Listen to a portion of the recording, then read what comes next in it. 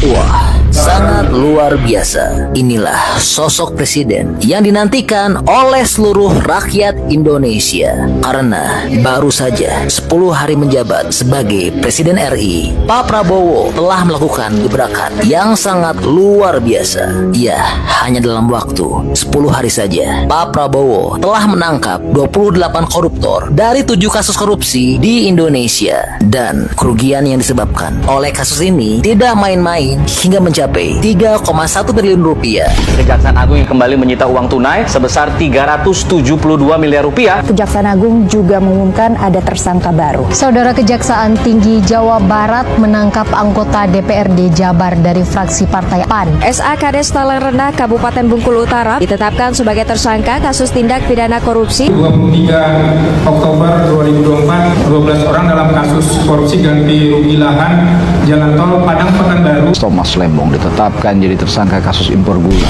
Tentu, semua maling-maling dan tikus yang ada di negeri ini saat ini sedang kelapakan dan kebingungan karena Pak Prabowo sudah terlihat jelas di sini sedang bersih-bersih negara dari para tikus yang berkeliaran di negeri ini yang ingin merusak bangsa dan negara.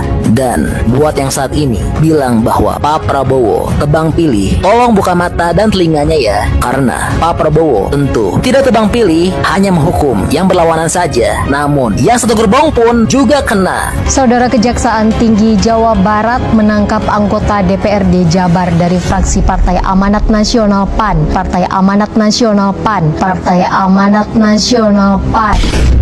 Jadi tolong ya, jangan sembarangan bicara. Saat ini negara sedang akan dibersihkan, maka tolong dukung, jangan memperkeruh. Iya, untuk yang belum tahu, 7 kasus yang telah tertangani dalam 10 hari masa pemerintahan Pak Prabowo adalah sebagai berikut.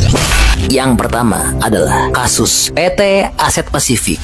Kejaksaan Agung telah melakukan pemeriksaan dan penggeledahan di 2 kantor PT Aset Pasifik yang diketahui santer terdengar berita korupsinya. Dan dari kasus ini, Kejagung telah menyita uang tunai hampir 1 triliun milik PT Aset Pasifik dalam kasus korupsi Duta Palma Group. Kasus korupsi dan juga tindak pidana pencucian uang oleh PT Duta Palma Group. Nah, penyitaan ini dilakukan oleh penyidik di 2 lokasi kantor PT Aset Pasifik selaku anak usaha dari PT Duta Palma Group. Penyidik Jaksa Agung Muda Pidana Khusus Kejaksaan Agung terus menelusuri kasus korupsi perizinan lahan sawit seluas 37 hektar di Kabupaten Indragiri Hulu. Lalu berikutnya, kasus korupsi dana desa. Tidak hanya pejabat tinggi dan terkenal di suatu instansi besar, bukan pejabat tinggi pun saat ini telah kena di tangan pemerintahan Prabowo. Ya, Taris Desa Talang Renah, Kecamatan Air Besi, Kabupaten Bengkulu Utara juga nggak luput dari operasi tangkap tangan atas dugaan korupsi dana desa senilai 780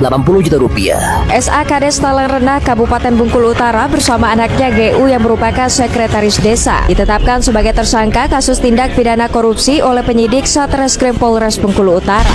Dan berikutnya, kasus Ronald Tanur yang sebelumnya telah bikin jengkel masyarakat Indonesia. Ya, untuk kasus ini, Kejaksaan Agung telah menangkap tangan dan menetapkan status tersangka kepada 3 hakim pengadilan negeri PN Surabaya, yaitu selaku pemberi vonis bebas Ronald Tanur. Selain itu, pengacara Ronald yaitu Lisa Rahmat dan ex-pejabat Mahkamah Agung Zarofikar juga telah ditetapkan sebagai tersangka. Ronald Tanur, terpidana kasus pembunuhan Dini Sera Afrianti, ditangkap oleh tim Kejaksaan Tinggi Jawa Timur pada Rabu 23 Oktober 2024. Kejagung menetapkan 3 hakim yang memvonis bebas Ronald Tanur sebagai tersangka. Penyidik juga menetapkan pengacara Ronald Tanur sebagai tersangka 25 Oktober 2024. Kejaksaan Agung lalu menetapkan lagi 1 orang tersangka.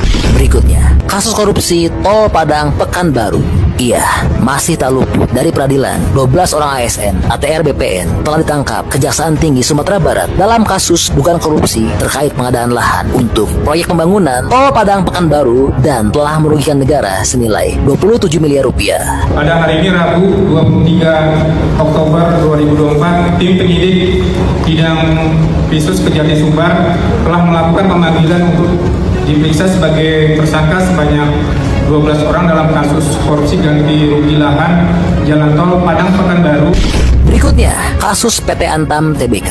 Ya, saat ini Kejaksaan Agung telah menetapkan 6 orang tersangka atas kasus korupsi di PT Antam Indonesia. Para tersangka telah memproduksi logam mulia dengan merek LM Antam secara ilegal dengan jumlah 109 ton emas. Masih terkait dengan kasus korupsi di kasus Timah, Kejaksaan Agung selain mengumumkan kerugian negara tadinya 271 triliun rupiah meningkat hingga 300 triliun rupiah, kali ini Kejaksaan Agung juga mengumumkan ada tersangka baru. Lalu berikutnya, korupsi dana hibah NPCI. Ya, anggota DPRD Solo Kevin Febiano telah ditahan oleh Kejaksaan Tinggi Jawa Barat sebagai tersangka korupsi dana hibah NPCI atau National Paralympic Committee Indonesia dengan nilai 122 miliar rupiah. Wah, ini sangat kurang ajar ya, karena merupakan dana untuk atlet-atlet disabilitas namun telah diamankan. Kejaksaan Tinggi Jawa Barat menangkap anggota DPRD Jabar dari fraksi Partai Amanat Nasional PAN.